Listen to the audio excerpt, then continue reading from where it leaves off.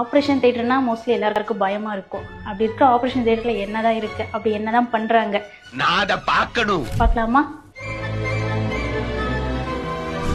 இதுதாங்க operation theatre.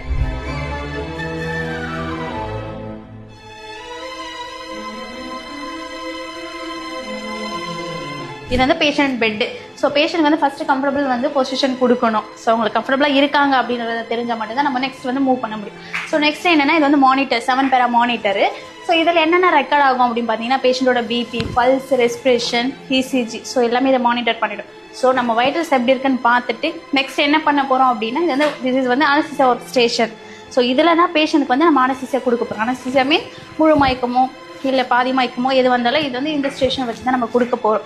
So இதில் என்ன சப்ளை ஆகும் அப்படின்னா, பேஷண்ட்டுக்கு தேவையான ஓட்டோ, நைட்ரஸ் எல்லாமே இதில் வந்து சப்ளை ஆகி வந்துடும். நெக்ஸ்ட் என்னன்னா இன்ஜெக்ஷன். ஸோ அனஸ்தீசியா கொடுக்கறதுக்கு தேவையான இன்ஜெக்ஷன் வந்து ஃபுல் செட்டப்பும் இதில் இருக்கும். கொடுத்ததுக்கப்புறம் என்ன பண்ணுறோம் அப்படின்னா, இது வந்து மறுபடியும் பேஷண்ட் வந்து சர்ஜரிக்கு நம்ம ரெடி ஆகும். ஸோ சர்ஜரிக்கு முக்கியமாக என்ன வேணும் அப்படின்னா, டாப் லைட்டுன்னு சொல்கிற சர்ஜரி லைட்டு, சரிங்களா? ஸோ இதை வச்சு தான் நம்ம வந்து சர்ஜரி ஸ்டார்ட் பண்ண போகிறோம். இந்த லைட் எதுக்காக அப்படின்னு பார்த்தீங்கன்னா, ஃபர்ஸ்ட் ஆஃப் ஆல் வந்து ஃபோக்கஸ், இது ஒரு நல்ல கிளாரிட்டிக்காக தான் இந்த லைட் நம்ம ஸ்பெசிஃபிக்காக யூஸ் பண்ணுறோம்.